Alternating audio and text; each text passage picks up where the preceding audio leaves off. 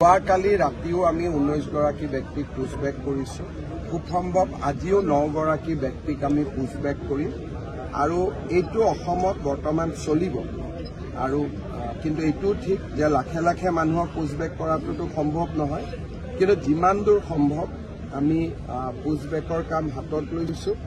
NRCত নাম থাকক বা নাথাকক, যদি আমি বুজি পাওঁ যে তেখেত বিদেশী, আমি তেওঁলোকক পুছবেক কৰিম। এইটোৱে বৰ্তমান চৰকাৰৰ নীতি। NRCত নাম থকাৰ পিছতো যদি আমি বিদেশী বুলি গম পাওঁ, কাৰণ NRCত নাম বহুতে চলে বলে কলে কৌশলেও সোমাইছে। কোনোবাই কৰিমগঞ্জত যদি চাহাবুদ্দিন আছে, বাইহাটা চাৰিআলিৰ পৰা মানুহে গৈ তেওঁক বিচাৰি আনিছে, আনি কৈছে পিতা পুত্ৰৰ মিলন হ'ল। গতিকে যি ধৰণে অসমত NRC হ'ল সিয়ে গোটেই প্ৰক্ৰিয়াটোৰ ওপৰতে বহুত সন্দেহৰ সৃষ্টি কৰে। গতিকে আমি সিদ্ধান্ত লৈছোঁ যে NRCত নাম থাকক বা নাথাকক, যদি বিদেশী বুলি তেওঁক আমি সম্পূৰ্ণভাৱে বুজি পাওঁ, তেতিয়াহ'লে আমি তেওঁক পুছবেক কৰিম।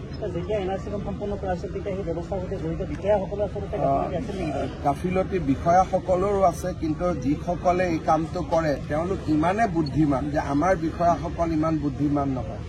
নতুন দিল্লীৰ পৰা হৰ্ষ মণ্ডৰ বুলি এজন বিশেষ ব্যক্তি আহি অসমত 2টা বছৰ কেম্প কৰি লৈছিল। বহুকেইজন ডেকা যুৱকক আমেৰিকা আৰু ইংলেণ্ডত পঢ়ুৱাই লৈ আহিছিল অকল NRCখনত কেনেকে NRCখন বেয়া কৰিব পাৰি।